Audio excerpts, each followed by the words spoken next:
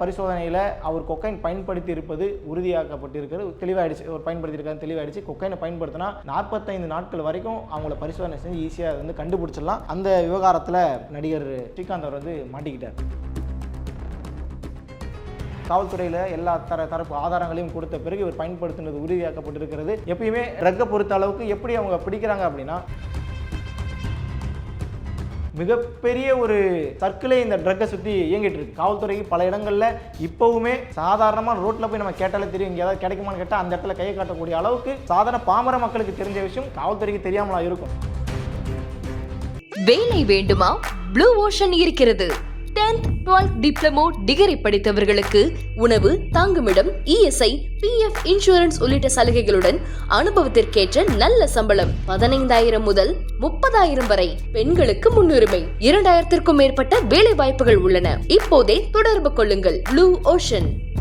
ஐத்தமிழ் நேயர்களுக்கு வணக்கம். தொடர்ச்சியாக இந்த போதைப் பொருள் சம்பந்தப்பட்ட செய்திகளை நம்ம பார்த்துக்கிட்டே இருக்கிறோம். அந்த வரிசையில் நடிகர் ஸ்ரீகாந்த் ரொம்ப பிரபலமான ஒரு நடிகர். கிட்டத்தட்ட 90கள் 2000 இந்த காலகட்டத்திலலாம் அவருடைய திரைப்படங்கள் வெகுவாக பல தமிழகம் முழுவதுமே மிகப்பெரிய அளவில் எல்லோராலும் ரசிக்கப்பட்ட திரைப்படங்களை கொடுத்த ஒரு நபர். இன்னைக்கு அவர் பெரிய அளவில் இல்லைனாலும் கூட கடந்த நண்பன் போன்ற இன்னும் முக்கியமான பல படங்கள் நம்மளால் குறிப்பிட்டு சொல்ல முடியும். அப்படிப்பட்ட நல்ல படங்களை நடித்த நபர் இன்னைக்கு போதைப் பொருளோடு சம்பந்தப்பட்ட ஒரு வழக்கில் மாட்டியிருக்கிறார். இந்த வழக்கு போறதுக்கு முன்னாடி எங்கிருந்து இது ஆரம்பிச்சது அப்படின்னு நம்ம பார்க்கும்போது, கடந்த 17ஆம் தேதி இரவு நுங்கம்பாக்கத்தில் வழக்கமாக காவலர்கள் ஆய்வு செய்கிறாங்க. அந்த ஆய்வில் ஒரு நபரை பிடிக்கிறாங்க. அந்த நபர்கிட்ட இருந்து 11 கிராம் போதைப் பொருளை எடுக்கிறாங்க. உனக்கு எப்படி இவ்வளோ 11 கிராம் போதைப் பொருள் கிடைச்சதுன்னு காவல்துறை ஆய்வு செய்ய அவர் இன்னொருத்தரை கை காட்டுறாரு. அவர் யார் அப்படின்னா, சேலம் மாவட்டத்தில் இருக்கக்கூடிய சங்ககிரி அப்படிங்கிற பகுதியை சேர்ந்த பிரதீப் என்கின்ற பிராடோ அப்படிங்கிறாங்க. அவர் வந்து 38 வயதுடைய நபர் அப்படின்னு குறிப்பிடுறாங்க. அவர் தான் எனக்கு கொடுத்தாரு, அவர்கிட்ட தான் நான் வாங்கினன்ற மாதிரி அவர் ஒருத்தரை கை காட்டுறாரு. சரி, அவருக்கு எப்படி இந்த போதைப் பொருள் கிடைச்சதுன்னு சொல்லி அந்த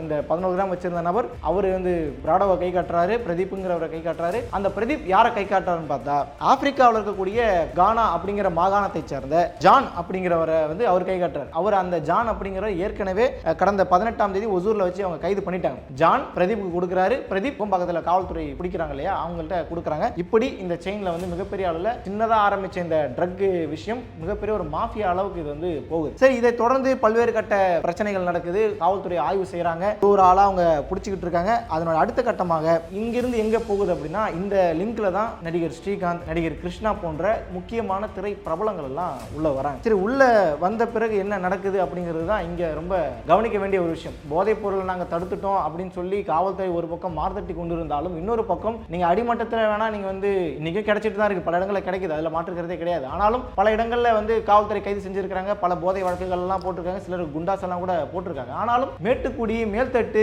நடிகர்கள், இப்ப பணக்காரங்க, இந்த ரேவ் பார்ட்டிஸ், இந்த நைட் கிளப் பார்ட்டிஸ்ல இருக்கக்கூடியவர்கள் எல்லாம் எப்படி இந்த போதைப் பொருள் கிடைக்குது அப்படிங்கிற மிகப்பெரிய கேள்விக்கு இப்போ வரைக்குமே நம்ம கிட்ட பதில் இல்லை. சரி, இப்ப ஸ்ரீகாந்த் விஷயத்துக்கு வரும்பொழுது ஸ்ரீகாந்த் என்ன பண்றாரு அப்படின்னா, ஸ்ரீகாந்துக்கு எப்படி அது கிடைச்சது, எப்படி ஸ்ரீகாந்த் உள்ள வராரு அப்படின்னு பார்க்கும்பொழுது, ஸ்ரீகாந்த் அவரோட விசாரணை என்ன சொல்லியிருக்காரு அப்படின்னா, முன்னாள் அதிமுகவினுடைய நிர்வாகியாக இருந்தவர் பிரசாத் அப்படின்னு சொல்லி ஒரு வார்த்தையை சொன்னதில் இப்ப திமுகவினர் அதை பிடிச்சிட்டாங்க. அவர் பார்த்தீங்கன்னா அதிமுக நிர்வாகி.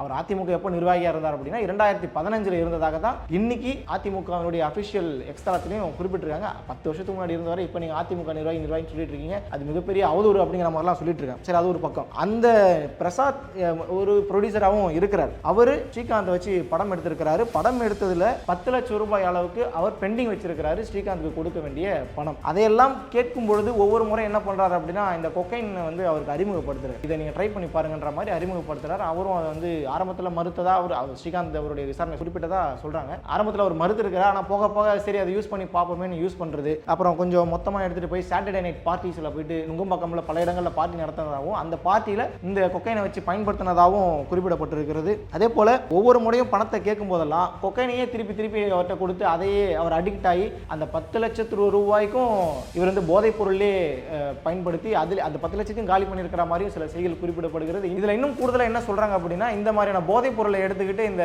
போட் கிளப், இந்த நடு கடல்ல வந்து போட்டை வச்சு அங்கேருந்து பார்ட்டிலாம் பண்ணுவாங்க இல்லையா, அந்த மாதிரி இடங்கள்லையும் ஸ்ரீகாந்த் இதை பயன்படுத்தி இருக்கிறதாகவும் சொல்லப்படுகிறது. ஆரம்பத்தில் ஸ்ரீகாந்த் இந்த விவகாரத்தை உள்ள சிக்கும் பொழுது அதை அவர் மறுத்திருக்கிறார், இல்லை அப்படிலாம் ஒன்றும் இல்லை அப்படின்னு சொல்லி மறுத்திருந்தாலும், ஆனால் அவருடைய ரத்த பரிசோதனையில் அவர் கொக்கைன் பயன்படுத்தி இருப்பது உறுதியாக்கப்பட்டிருக்கிறது, தெளிவாயிடுச்சு. அவர் பயன்படுத்தியிருக்காரு தெளிவாயிடுச்சு. கொக்கைனை பயன்படுத்தினா 45 நாட்கள் வரைக்கும் அவங்கள பரிசோதனை செஞ்சு ஈஸியாக வந்து கண்டுபிடிச்சிடலாம். அந்த விவகாரத்தில் நடிகர் ஸ்ரீகாந்த் அவர் வந்து மாட்டிக்கிட்டார். இதில் இன்னும் ஒரு விஷயம் என்ன அப்படின்னா, இந்த வழக்கு உடனடியாக 23/6 நீதிமன்றத்துக்கு வந்திருக்கு. நீதிமன்றத்தில் வந்த உடனே கோர்ட்டில் ஆஜர்படுத்தியிருக்கிறாங்க. ஆஜர்படுத்தின உடனே காவல்துறையில் எல்லா தரப்பு ஆதாரங்களையும் கொடுத்த பிறகு இவர் பயன்படுத்தினது உறுதியாக்கப்பட்டிருக்கிறது. எப்பயுமே ட்ரக்கை பொறுத்த அளவுக்கு எப்படி அவங்க பிடிக்கிறாங்க அப்படின்னா, ஒரு குறிப்பிட்ட அளவு அது மருந்தாக, ஏன்னா பல்வேறு ட்ரக்ஸ் வந்து பேசிக்காகவே அது மெடிசனுக்காகவும் அது பயன்படுத்தப்படுகிறது. கஞ்சா உட்பட, அபின் உட்பட பல்வேறு போதைப் பொருள்களாக இன்னைக்கு அடையாளப்படுத்தப்படுவது எல்லாமே ஒரு மில்லிகிராம் அப்படிங்கிற அளவுன்றது மருத்துவத்திற்கும் பயன்படுத்தப்படுகிறது. அந்த அளவுக்கு அவங்க பயன்படுத்தினாங்க அப்படின்னா அது பிரச்சனை இல்லை. ஆனால் அதை தாண்டி அவங்க அதிகமாக வச்சிருக்கிறாங்க அல்லது விநியோகம் செய்யக்கூடிய அளவுக்கு அவங்க வச்சிருக்கிறாங்க அப்படின்னா இந்த இடத்துல போதை தடுப்பு பிரிவு உள்ள வரும். அப்படி போதை தடுப்பு பிரிவு உள்ள வந்ததனுடைய விளைவாகத்தான் 250 கிராம் அவர் வந்து வச்சிருந்ததாக, அதாவது ஸ்ரீகாந்த் வச்சிருந்ததாகவும் செய்திகள் குறிப்பிடுகிறது. அதையெல்லாம்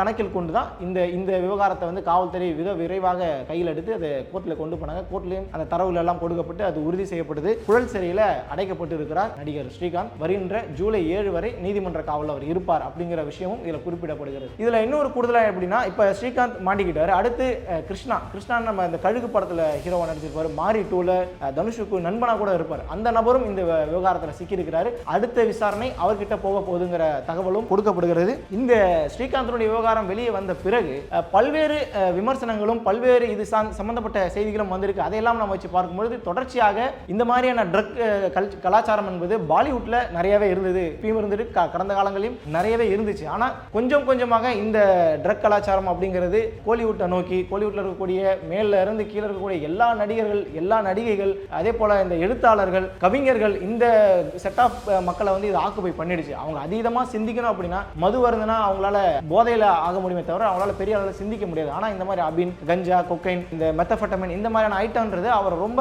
அதீதமா சிந்திக்க வைக்கும். அப்பதான் அவங்களால பல இனோவேட்டிவான விஷயங்களை யோசிக்க வைக்கும். அப்படிங்கிற அடிப்படையில் இதை பயன்படுத்துறாங்க. ஒரு கட்டத்தில் இது வந்து அவங்களுக்கு போதைங்கிறத தாண்டி அவங்க தொழிலுடைய ஒரு முக்கியமான அம்சமா இது மாறிடுதுன்ற மாதிரி பல்வேறு திடுக்கிடும் தகவல்களை கொடுக்குறாங்க. இதுல இன்னும் விஷயம் என்ன அப்படின்னா, கேரளாவில் செய்திகளில் வந்த விஷயம், கேரளாவில் இருக்கக்கூடிய நடிகர்கள் அதிகமாக இந்த மாதிரி ட்ரக் சம்பந்தப்பட்ட விஷயங்களை அவங்க மாட்டினாங்க அப்படிங்கிற காரணத்திற்காக நீ வரக்கூடிய படங்கள்ல அவங்க நடிப்பதற்கு முன்பாகவே நாங்க எந்த ட்ரக்ஸும் யூஸ் பண்ண மாட்டோம் அப்படின்னு சொல்லி அவங்க சைன் வாங்கக்கூடிய ஒரு முக்கியமான ஒரு விஷயமும் அங்க கொண்டு வரப்பட போவதாகவும் சில செய்திகள் வெளியாகி இருக்கு.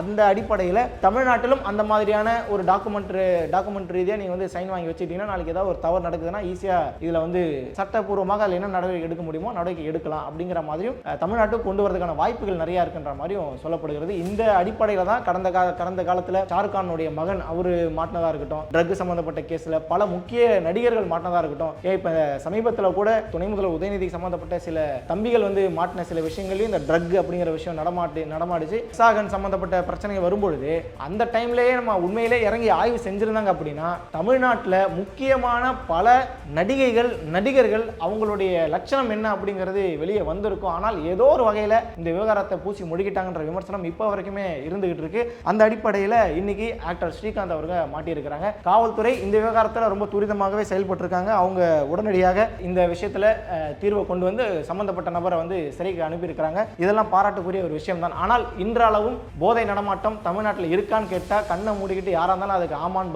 பதில் சொல்லக்கூடிய அளவுக்கு தான் இன்னைக்கு எல்லாமே இருக்கு. சாதாரண ஸ்கூல் பசங்கள் ஆரம்பிச்சு, காலேஜ் பசங்கள் ஆரம்பிச்சு, வேலைக்கு போகக்கூடிய இளைஞர்கள் சொல்லி மிகப்பெரிய ஒரு சர்க்கிளே இந்த ட்ரக்கை சுற்றி இயங்கிட்டு இருக்கு. காவல்துறைக்கு பல இடங்கள்ல இப்பவுமே சாதாரணமாக ரோட்ல போய் நம்ம கேட்டாலே தெரியும், இங்கே ஏதாவது கிடைக்குமான்னு கேட்டால் அந்த இடத்துல கையை காட்டக்கூடிய அளவுக்கு சாதாரண பாமர மக்களுக்கு தெரிஞ்ச விஷயம் காவல்துறைக்கு தெரியாமலா இருக்கும்? கண்டிப்பா தெரிஞ்சிருக்கும். ஆனாலும் ஏன் இன்னும் போதைகள் வந்து ஒழிக்கப்படலை அப்படிங்கிற கேள்வி அரசின் முன்பாக இந்த தருணத்தில் நம்ம வச்சுக்கலாம். இந்த வழக்கில் அடுத்தடுத்து என்ன நடக்க போகுது, கிருஷ்ணாவை நோக்கி விசாரணை நடப்பதாகவும் சொல்லப்படுகிறது. இந்த கிருஷ்ணாவை தொடர்ந்து யாரெல்லாம் மாட்ட போறாங்க, ஸ்ரீகாந்த் அவருடைய விவகாரத்தை சொல்லும்போது எனக்கு என்னுடைய குடும்பத்தில் ஏகப்பட்ட பிரச்சனை இருக்கு, என்னுடைய மகனை நான் சரியா பார்த்துன்ற மாதிரி ஏதோ ஒரு ஸ்ட்ரெஸ்ல இருக்கிற மாதிரி அவர் சொல்லியிருந்தாரு. நாம் தமிழர் கட்சியினுடைய ஒருங்கிணைப்பாளர் சீமானும் இந்த விவகாரத்தை பற்றி அவர்கிட்ட கேள்வி கேட்கும் பொழுது அவரை பார்த்தா பாவமா இருக்கு, அதை தான் என்னால் சொல்ல முடியும்னு சொல்லி கடந்து போயிட்டார். அப்போ ஏதோ ஒரு மன அழுத்தத்தில் அவர் பண்ணியிருக்கிறாரோங்கிற மாதிரியான ஒரு ஆங்கிளையும் இந்த விஷயம் போயிட்டு இருக்கு. அடுத்தடுத்து யார் சிக்கிறா, என்ன மாதிரியான பிரச்சனை நடக்குதுங்கிற தொடர்ச்சியாக பொறுத்திருந்து பார்க்கலாம். நன்றி.